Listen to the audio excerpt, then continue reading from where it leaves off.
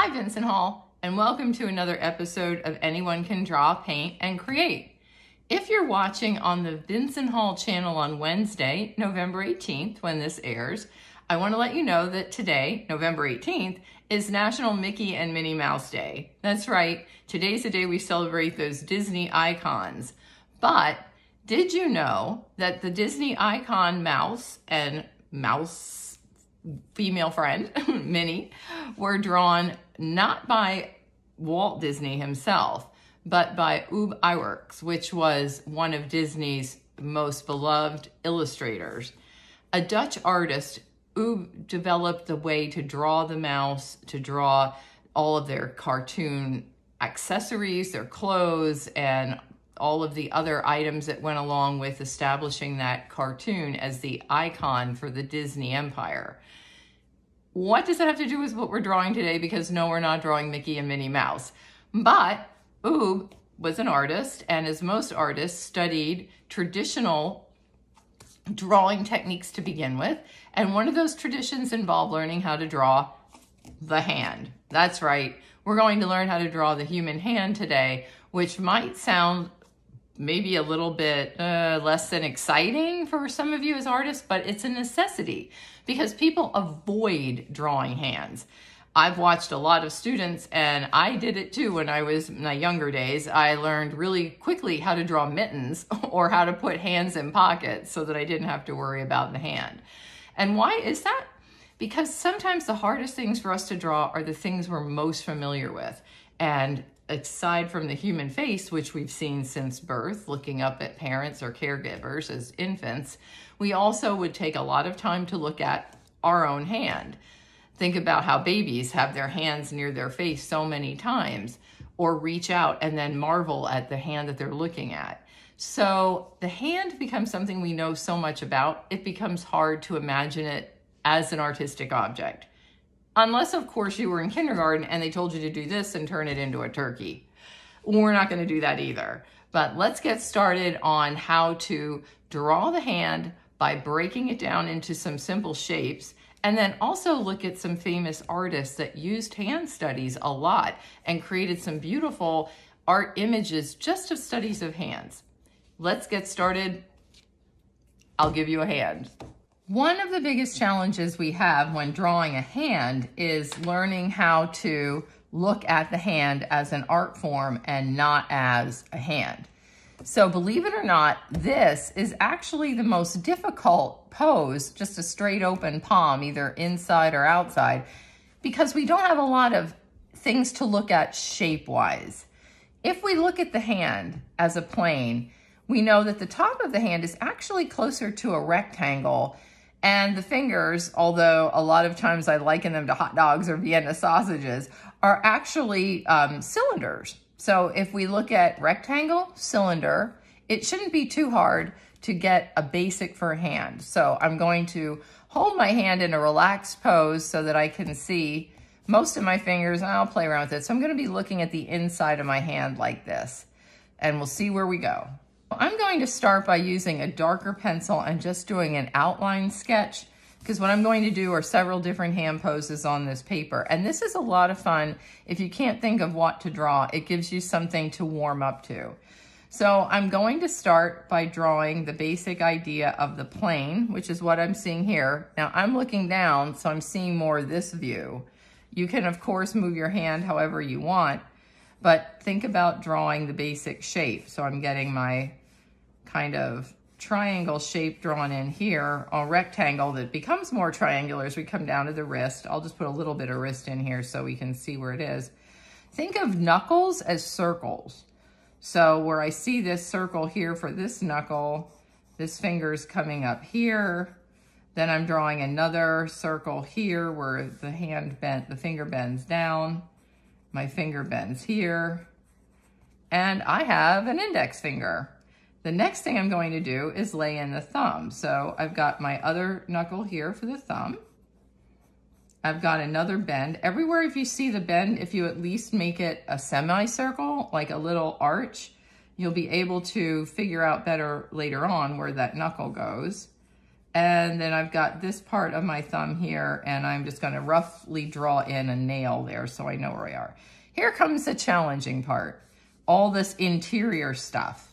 Now it depends on the age of the hand, because younger children have a lot more soft tissue that's smoother. So unlike me, who has a lot of wrinkles in my hand, if you're doing a child's hand, you won't have so many lines to follow. But here's the beauty of an older hand like this one.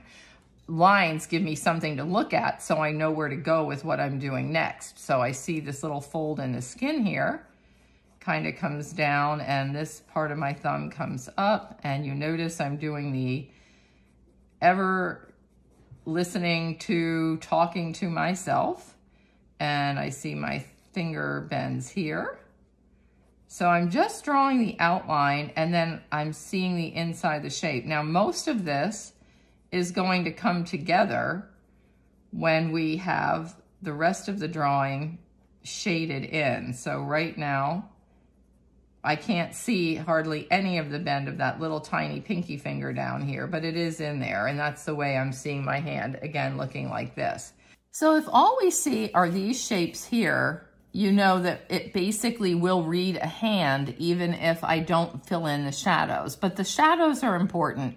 So I'm going to give you a couple of options that you can try. See if I can resume the position. By keeping your finger in a relaxed, or hands rather, in a relaxed position, it's going to be easier to get that position back. So now what I'm going to do is just take my pencil and do one directional lines where I see my darkest shadows, because this is going to build up what we call volume. And that's important in any beginning hand drawing.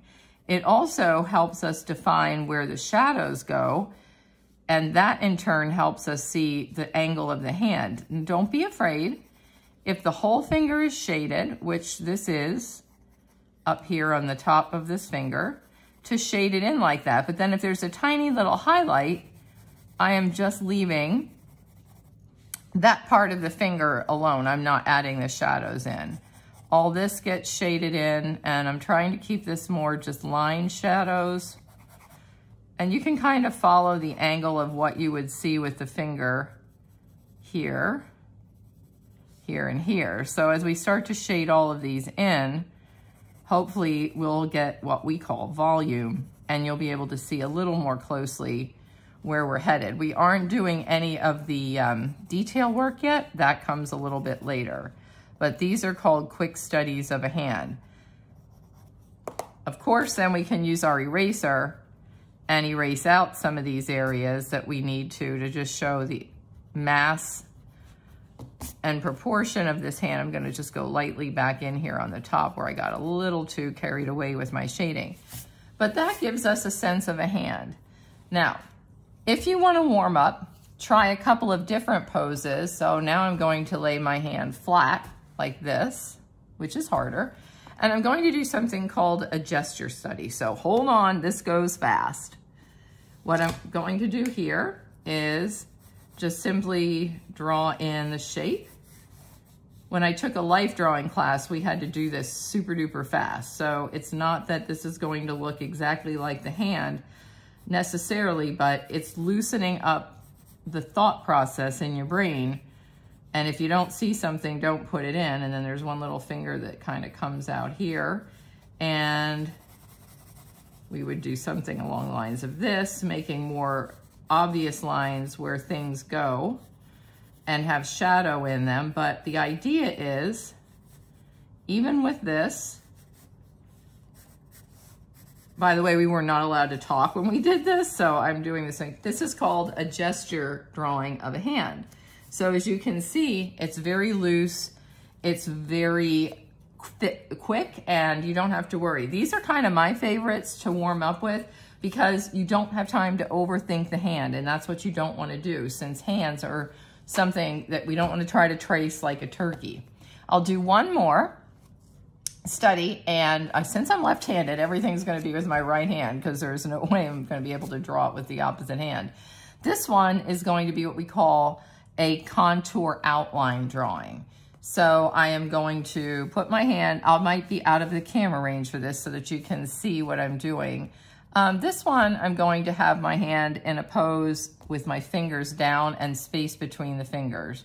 So for a contour outline drawing, I'm just going to take my pencil, and where things bend up, I'm going to go lighter, and then I'm going to go darker, and I'm just going to go up and around where I see bends. And this time I started with my index finger just to add a little more of a challenge to myself, because normally I would start with this part of the hand here. This is similar to the other pose, but I can see under my fingers, which hopefully you'll see. So every time you see a convex line, something that goes out, I'm lightening up.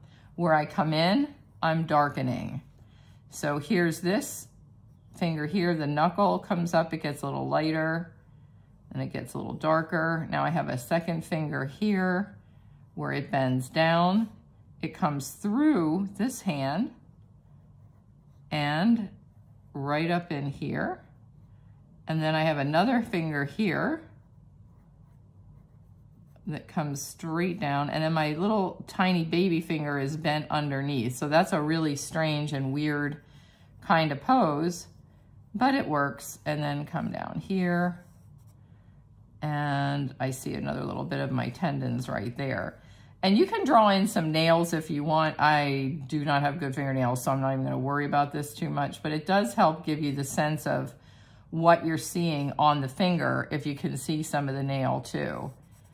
So we have volume or shading. This is a gesture drawing of a hand. And then this one is a contour drawing, where again, we're doing contour lines. So concave, darker, convex, where it bends out a little bit lighter. The beauty of all of these hands is we can erase out what we need, and then we can also go ahead and shade. The other thing is, if you notice what happens, eventually all of our hands start going the same direction. So you can turn your paper around so that you have some hands going the opposite direction, because compositionally, I'll erase this out so it doesn't look like this hand is trying to grab the other hand. These three hands are all kind of leading us off the page. And if you want to make a nice study of hands, I would suggest turning the paper around so that you can have hands going different directions. So we have the basics on how to draw a hand, either doing a volume drawing, a gesture drawing, or a contour drawing. Now we have to actually turn this hand into a work of art. What can a hand do besides just sit here and hold a pose? Well, it can hold something. So we have some props: a tennis ball, a stress ball, if you really want to get some of that tension in a hand, or just kind of relax your hand. These are fun. Or maybe even holding a simple prop that you could think of, like maybe a pair of glasses. It could be scissors, a spoon, another pen with your non-writing hand. That's always a challenge to see how that feels. But we're going to try this doing a prop and actually making a hand drawing work as a work of art. Let's see how this goes.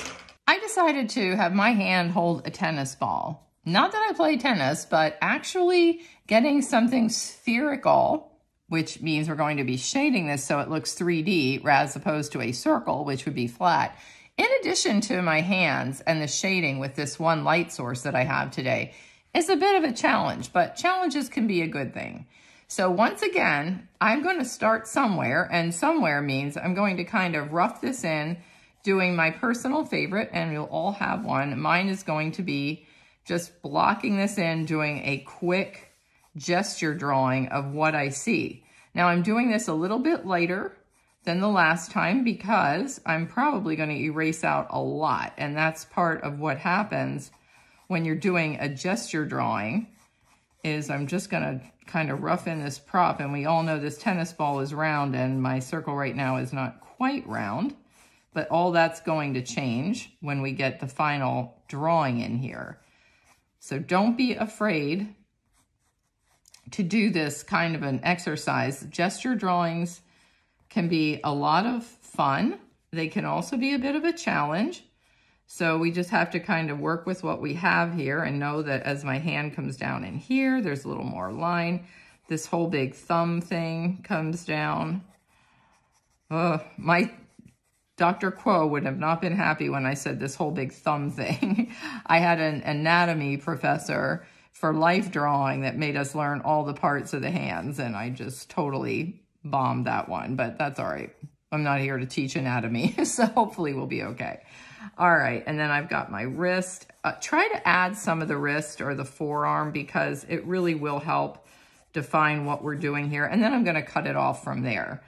I'm also going to draw in the shadow because, again, I'm trying to make this look like an actual drawing. So the shadow, and that's kind of fun to draw too because it's really distorted down here as the light comes through. And again, this will depend on your light source, but I'm just roughing in my shadow here because I found it pretty interesting for the ball, and it's going to help define the rest of our hand in here. So once we get the gesture drawing in, we can go back in and get rid of some of these lines that we used to define the circle for the ball, and maybe try to get that a little more circular. If you wanted to trace something circular, you can. I prefer to just kind of let it be more natural. As long as we can get something close to where we want, that's fine. What I'm also going to do now is plot out where I see the highlights and the shadows on both the tennis ball, which is right here, and my fingers. So now we're going to that other part of the drawing thing where I was blocking in shadows. And I'm just going to go around drawing these little seams where the finger bends and just get some of the shading in here so that I can see where I'm going with my rough shadows. So this idea, and getting in at least the nail bed of the thumb is going to be key in showing this bend here in the thumb. So the thumb down here, bends up here, and I'm again talking to myself because this part of the thumb is much darker, depending again on your light source. Yours might look very, very different, and that's okay too. But I'm just kind of roughing in the shadows of where I see the darkest areas, and don't be afraid to go dark if you see dark. Like this is even darker in here, as this part of my hand is being blocked from all of the light sources around it. So I'm going to take a minute here and work out my shadows. And even though we know that, you know, I have lighter complexion, so these fingers would be lighter, they're not catching any light. So if I'm drawing in graphite, and we're keeping this simple, plain old white paper and a pencil, because that's all you need for this, then we're just going to work out exactly what we see. So don't be afraid to use the graphite to interpret the darker areas of the picture as you go down and start drawing them. This is all going to be my shadow, and I'm going to lay this in last using a blending tool. But I'm just going to go back and get some of my sub-shadows filled in, give you a chance to figure out your hand pose, and we'll be right back. Well, as you can see, I got the hand shaded in here, at least the middle values, and established where the nail bed was. Now it's time to try the ball. So I was thinking, even if you decide you don't want to draw a hand, although please try, at least try drawing something spherical. So maybe there's a two-part to this whole drawing equation today. So trying to make something circular look 3D instead of just a flat circle is always a challenge. What I need to do first is lay in my shadow tone. So I'm using a softer lead pencil, and I'm just going, again, that same technique we've used before, very parallel to the surface of the paper. So I'm creating just a soft shadow as opposed to, I move my hand a little bit there, there we go, as opposed to getting the lines that I have on my hand, because I want this to read a different texture, and tennis balls are usually kind of little soft and fuzzy. And now I can go back in easily and do some shape corrections using my eraser, and then just relay in that shadow, because this all has to get a lot darker anyway. Tennis balls are notorious for those little lines that they have on them. And I can see here that the one line, and those are good because they're anchor points. They give us something to look at to help define what we're seeing shadow-wise.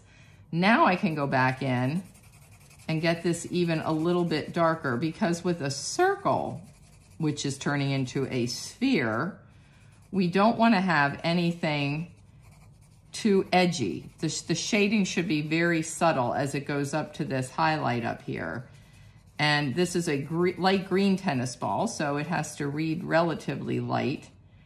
And there's a little bit of a highlight underneath my thumb. And then this little part is a little bit darker still. So you just have to look at where your absolute darkest areas are on whatever it is you're drawing. And again, this is going to be totally dependent on the surface that you're drawing on and the light source that you're using. And now I can see these lines need to go lighter. So I'm just going to erase out that one. The bottom one was okay, but if it disappears into the highlight, then don't draw it. And I'm not going to worry about this upside down number 3, not necessary. And if I go in here and get darker and then realize I need to go and put in a little sub highlight where the light's shining through, then by all means do that, because these are the things, now my thumb's casting a bit of a shadow here, that are going to help make or break the entire drawing down the road here. All right, I have this roughed in. What I'm going to do now is rough in the shadow under my whole hand, this shape that we drew as an outline. And I'm going to go and grab a little bit darker pencil. And this one is a 3B. If you only have one, that's okay too. And notice again, I am going completely parallel to the paper. So try not to pick this up and start doing heavy short lines vertical or perpendicular to your paper. Try to keep this smooth because I'm going to use my blending tool in a minute here to blend this in. So the softer the pencil, the better. And remember, by soft, we mean that's anything with a B after the name. So it might be a 4B, a 6B, a 2B, but if all you have is an HB, that's fine too. We just want to try to block that in. Now notice my outline is still darker than the shadow around it. And that's okay for now because we're going to blend this in and then keep building up some layers. So to blend this in, we're just taking our handy dandy blender, or if you have a Q-tip or whatever it is you might want to use. And first I'm going the direction that I did the shadow, and then I'm just going to blend in the opposite direction. This helps soften some of those lines. And I am going to, like I said, go back in and refine this. And if it gets smudgy on the outside of the outline of the shadow, that's okay. Some shadows are going to be soft. I have a very strong directional light right now, so my shadow won't be this soft. And I'm going to run away. Everything's running away there. So I'm going to just go back and clean up my edges with my eraser. And that's okay too. And then this way, if I want to go back in and get rid of that outline that I just did, that works just as well. So I don't have to worry about making the shadow look too outliney. Again, if you work lighter, it's easy to erase. And a good eraser is just as important as a good pencil because the eraser is not going to tear my paper. I can also use it again for drawing. So if we remember how I can try to see, like maybe here, there's a little bit of a highlight on the edge of my thumb. I'll just put an outline in, just soften that shadow a little bit. I can use this to help define where my highlights are or any lines that I might have missed. For example, coming up here on the side of the hand, now I'm looking at it, it goes a little bit shaded in everywhere, but then this one thumb tendon is a line out. So I'm going to just erase that line and that will help give me that edge of the tendon. The same thing here. And then this knuckle that bends in, we want to try to get that erased out a little bit lighter as well. Then as we're looking at the wrist, I'm just going to again let this taper out to pretty much being nothing. These eraser crumbs, that's the one downside of an eraser. Then what I'm going to do here, and this is fun, is I notice that the ball casts a shadow. I'm going to get this shadow just a little darker because it is darker closest to the object where it really blocks the light and then it fades out. So we have that a little darker in here. And then go back in with my eraser and define the ball as lighter than the area around it, because believe it or not, this tennis ball is catching a little bit of bounce light from the paper. So it's not exactly dark, dark all the way around to the edge. Circles will do that. They sometimes might have secondary highlights coming out where you don't expect it. But the key is, if the circle, in this case my tennis ball, is in front of my fingers, I don't want to have any fingers hanging out over the edge of my tennis ball. So I'm going through here and erasing out where I see I need to erase in order to make sure this establishes my fingers as being behind the object. So this is for anything you do. Maybe you have a barn and you have a tree behind the barn. You want to make sure that you're erasing out that edge of the barn so that it looks like the tree is behind it, so that there's no tree kind of mingling with the barn, or vice versa, depending on what you're doing. And then I can refine this little finger here that got a wee bit fat by taking my eraser and coming through it, and then bringing this finger that just got lost just a little bit. So don't overthink it too. If all you see is a little edge of a finger, then that's okay. That's all you see. Okay. I think we pretty much have established this drawing. I'm just going to give it a few little refinements and we'll see how the end product looks. Before we look at my finished hand drawing, I wanted to show you some examples that other artists had used when doing hand studies so that you can understand the whole dynamic range that we can get by doing hands. Some of them are outlines, some of them are very finished. And again, it's a quick review on the basic shape of the hand, which is going to pretty much look like a rectangle, cylinder, and some circles for the knuckles. Let's take a look at what some other artists have used as reference for hands. Here are the basic shapes that we discussed for drawing the hand. This is a good review. We can see here, as the artist was drawing an open face palm, which is one of the most difficult parts of the hand to draw. They started by drawing a rectangle, then they blocked in the thumb, almost cylindrical, though it's a little flatter here, and then followed the arch of the fingers by envisioning a triangle shape. Once you have the triangle, you can pretty much follow those lines and they become the seams of the knuckles on the hand. And you can see here as well, they rounded the thumb a little bit and basically just squared off where you see the lifelines, as they call them, inside the hand if you're a fortune teller, and getting a little bit of the wrist. For a side view, we look at the hand as a triangle. And so if you can draw a triangle and then divide it up into 4 pieces, here's the top, so then we have 1, 2, 3, 4, 4 being where the wrist is. And then just kind of fill in the fingers as you see them, and then the thumb becomes another cylindrical shape. Again, getting the angle of the nail bed is going to be key in determining how realistic your thumb and the rest of your fingers look in your drawing.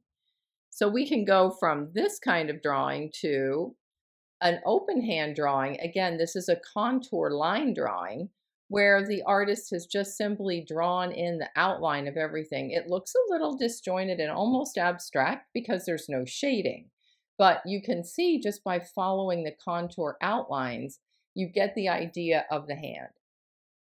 Paramount to this is drawing what you see. This looks really weird here because that finger is bent less than these other two, so you're not seeing the nail bed. But conventional wisdom would be, oh, well, if this finger's bent and this finger's bent, this one must look the same, but it's not. They're progressively getting more unbent as we follow along the hand, getting closer to the thumb. Then we get, of course, to finished hands. The praying hands, the praying of one of the apostles, is an iconic drawing. Gray paper is great for doing hands because you can use your graphite and white graphite or charcoal to get some of the highlights in the fingers and the hands, and having a sleeve on the wrist, some kind of drapery, will also help give this hand a reference point. The pencil. This one involves an object, so props are great. You can use a pencil. I used a tennis ball, but it gives you something else to look at to get the proportions of the hand the way that you want it. Now, many of these images are going to follow on the slideshow at the end, but I just wanted to share with you a few of them, ending, of course, with the iconic Michelangelo Sistine Chapel hands, painted, of course, in oil, just to show you the beauty and the softness that you can get by doing all the shading and highlights with hands. Colored pencil or pastel would also be a wonderful way to move forward in trying to do hand studies besides graphite. So there's a lot of options when it comes to drawing your hand, and I really hope you give yourself a chance to explore this.